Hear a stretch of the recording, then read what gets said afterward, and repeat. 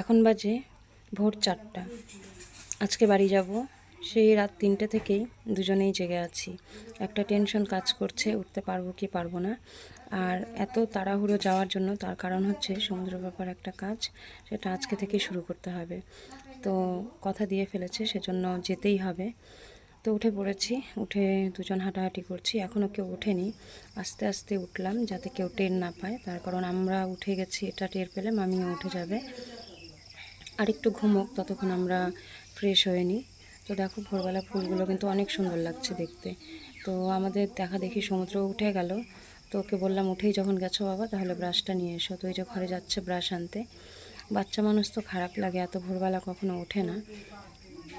ওর বাবাকে বলেছিলাম আর 2 দিন অপেক্ষা করতে, 2 দিন পরে কাজটার কথা দেওয়ার জন্য। তো কথা দিয়ে ফেলেছে, এখন আর কি করা যাবে। তো তৈরি হয়ে নিয়েছি, মামি চা করে দিয়েছে, চাও খেয়ে নিয়েছি। আর বরাবরই আমার কাছে বিদায়টা বড় কষ্টের, সেজন্য আর ওই সময়টা আমি ভিডিও করি না। বাবা এসেছিল, বাবার সাথে দেখা হলো। তো সবাই চা টা খেলাম। আর এই যে দিদা, মাসে 1-2বার করে কিন্তু আসি, তারপরেও মন খারাপ। তো সবার থেকে বিদায় নিয়ে এখন রওনা দিয়ে দিয়েছি। ভোরবেলা তো 5:30টার সময় বেরোলাম। তো রাস্তা একদমই ফাঁকা আর ঠান্ডা ঠান্ডাই আছে। রাস্তা দিয়ে যখনই কোনো টোটো যায় তখন আমার মনে হয় এই বুঝি আমার ভাই। তো ভাই আজকে আর আসেনি এত ভোরবেলা, গতকালকে এসেছিল, 2 ভাই দেখা করে গেছে। তো এখন এই যে বেরিয়ে পড়লাম, চলো বাড়ি গিয়ে দেখা হচ্ছে। বাড়ি চলে আসি, বাড়ি এসে তারপর সমুদ্রকে স্নান করিয়ে আমিও স্নান করে নিয়েছি। আর সমুদ্রের বাবা হাত মুখ ধুয়ে কাজে চলে গেছে। বললাম চা খেয়ে যেতে, তো খাবে না। তো এখন চা খাবো আমরা। সমুদ্র ঠাম্মি খেয়েছে সকালে একবার, তারপরেও আমি আর সাথে আবার বানালাম। তো সবাই মিলে চা খেয়ে তারপর এখন এই যে রান্না বসিয়েছি। সকালে একবার সেদ্ধ ভাত করেছিল, করে খেয়ে নিয়েছে ওরা। তো এখন প্রায় 11টার মতো বাজে, আর বাড়ি পৌঁছেছি 8:30টার সময়।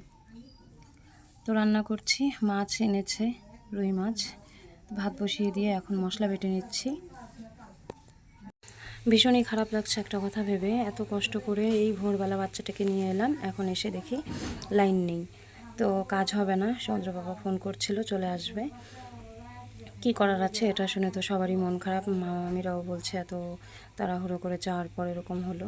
তো কিছু করার নেই। এত ভোরবেলা ঘুম থেকে উঠেছি যে শরীরটা ঝিমঝিম করছে, মনে হচ্ছে যেন কোনো কাজ না করে যদি শুয়ে থাকতে পারতাম তাহলে ভালো হতো।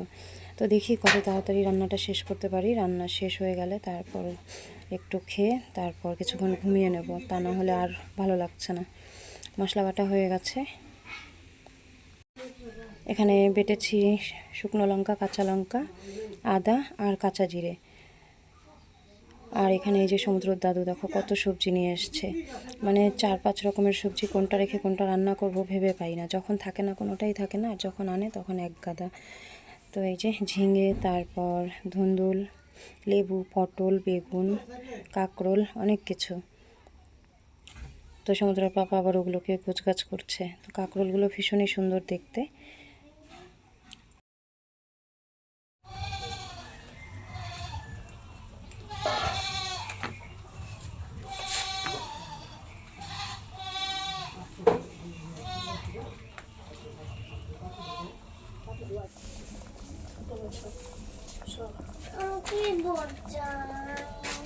সমুদ্রের পিসিও এসছে, তো সবজি কেটে দিল।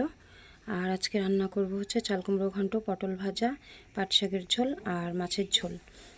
তো সব কাটাকুটি করে দিচ্ছে ও, আর আমি শুধু বসে বসে রান্নাটা করব। মাছের তেলও ছিল, তো তেলটাকে আর রান্না করব না আজকে, এটা হয়তো ফেলেই দিতে হবে। এই যে মাছ। তো চলো রান্নাটা করে নিই। আর রান্না শেষে মশলার কৌটোগুলো আজকে ধুতে হবে, কয়েকদিন বাড়িতে ছিলাম না, তো খুব তেল চিটচিটে হয়ে গেছে সব কিছু।